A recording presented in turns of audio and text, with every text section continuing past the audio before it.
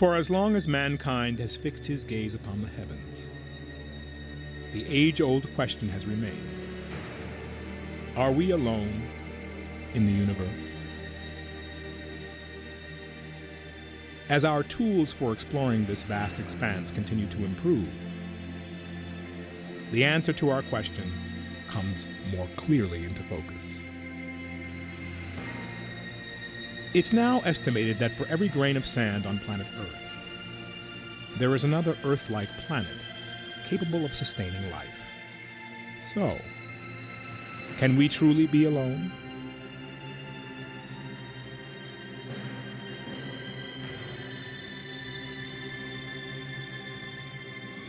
I'm going to introduce a man who says there are more things between heaven and hell than any of us have accepted.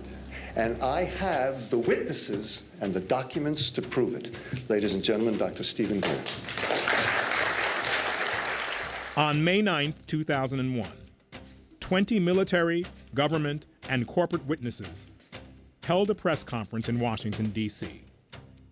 And these are folks who have been involved in so-called black budget or covert unacknowledged projects. They described a decades-long conspiracy to cover up extraterrestrial visitation to Earth.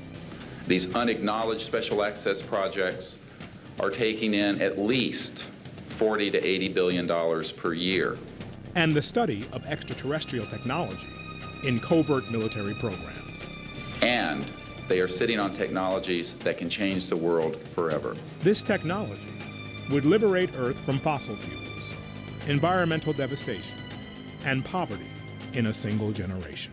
I didn't believe in UFOs until London Control called us in the winter of 1962 and asked us, would we chase one?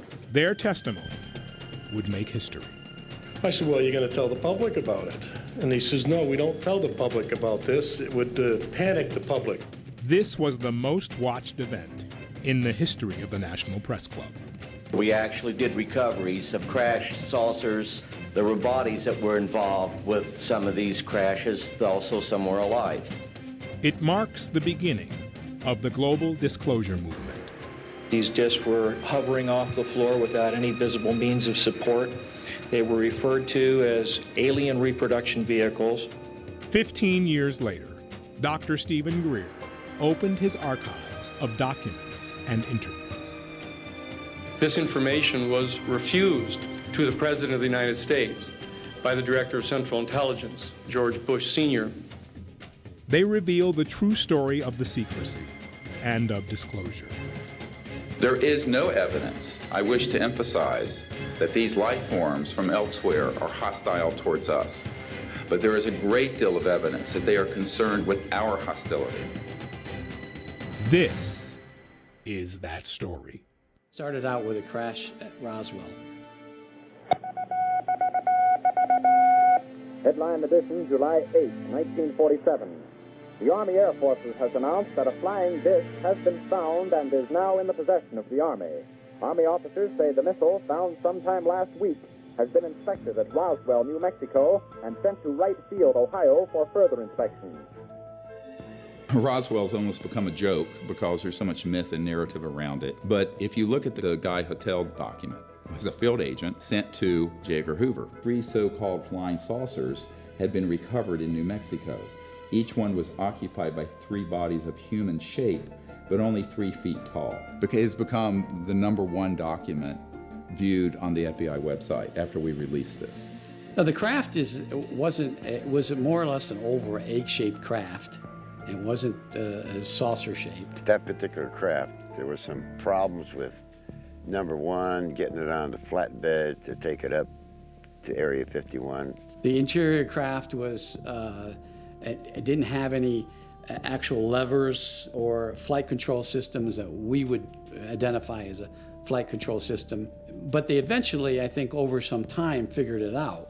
And it was done all by hands. The creatures would put their hands on controls, and they'd have this headset on, and this headset would somehow control or help them control the aircraft. Well, they did discuss the fact that there were bodies. Extraterrestrial bodies, yes.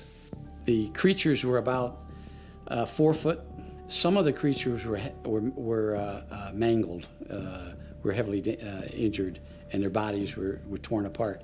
There were 4 aliens aboard that thing, and those aliens went to Los Alamos. And we were told that the extraterrestrial went to Kirtland Field, Kirtland Air Force Base, and then on to Los Alamos. 2 pathologists said there wasn't anything in the anatomy books, there wasn't anything in what our medical schools. They had never seen anything like this. First I thought it was a child, because it was small. Then I looked at this head and all. The head was different, the arms were spindly, the body it was gray. But the creatures were approximately 4 foot. They didn't appear to have any ears. They only had 2 orifices. They didn't have earlobes. They had 2 ear canals. They had an indentation for the nose, very, very big eyes. The large eyes. The fingers had no thumbs, just four fingers.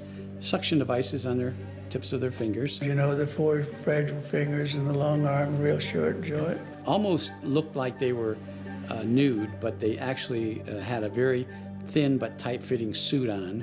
One was alive, partially alive at the time that this happened. It died in I believe it was 1952. But the bodies of the extraterrestrials that were found at the scene were in a deep freeze, placed in a deep freeze, and sent to Wright Pat Field in Dayton, Ohio.